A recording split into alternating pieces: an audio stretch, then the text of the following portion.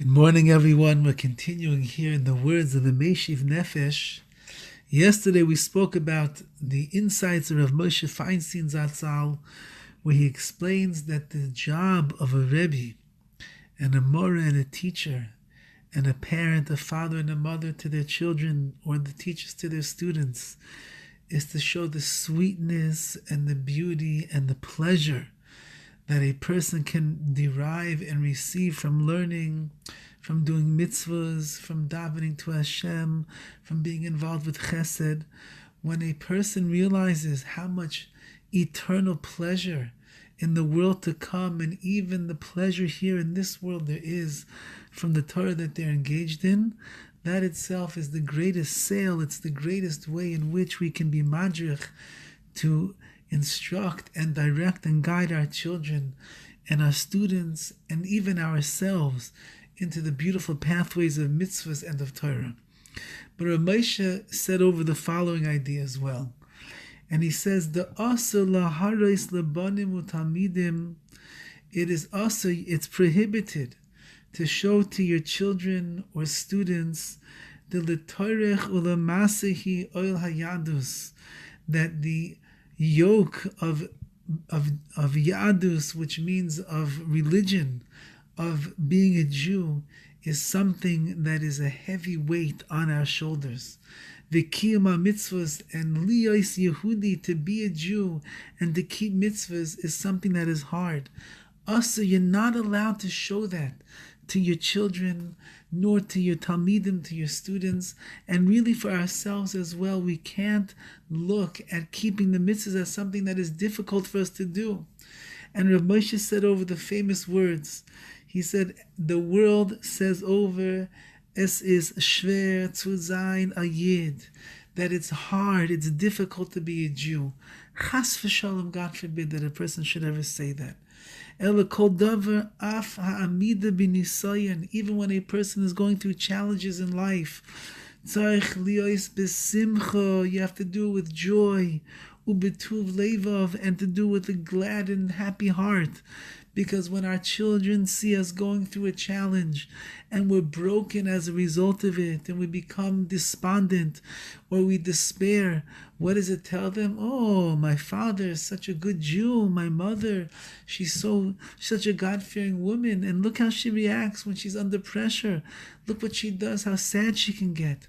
When they see, though, their parents or they see their teachers going through trials and tribulations, and they see them do it with mekabel simcha, they accept it with happiness and with joy in their life, they say, you know what? Look how my parents go through situations in life. Look how my teacher deals with the struggles that she has or that he has. And that's all because of their emunah, because of their belief and their faith and their connection to Hashem and His Torah. Then I realized, yes, Torah, in fact, is the best thing in the world. In order for the Yiddishkeit, for our Judaism to continue for the future generations, we have to show our children and our students there is great pleasure in keeping of Torah mitzvahs. It's not a burden. It's not a heavy weight on my shoulders. And says Rav Moshe, if you look at the original Jews that came over on the boat and landed in Ellis Island in the 1900s, even before World War II, and they were faced with either working on Shabbos or losing their job in order to keep Shabbos. Even the families who were Meiser Nefesh, they sacrificed themselves, and they ended up keeping Shabbos, and they lost their job every single week. Many of their children, Rachmana litzlan, decided not to be religious anymore. And everybody was bothered. How could parents that sacrifice so much for the sake of keeping Shabbos and keeping mitzvahs, how could their own children walk away from the pathways of Yiddishkeit?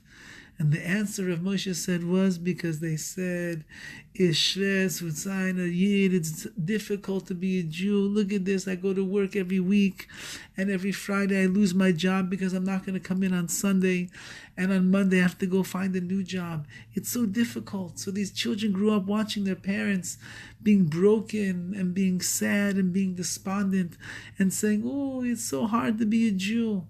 Hard to be a Jew? So why would I want to be a Jew? Why would I want to serve Hashem? Why would I want to keep mitzvahs?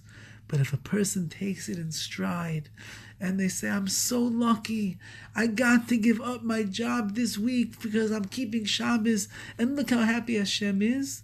Those were the children that saw the beauty in their parents' noble deeds, and they kept the Shabbos until this very day. Their children and their grandchildren and great-grandchildren are engaged in keeping Torah and mitzvahs.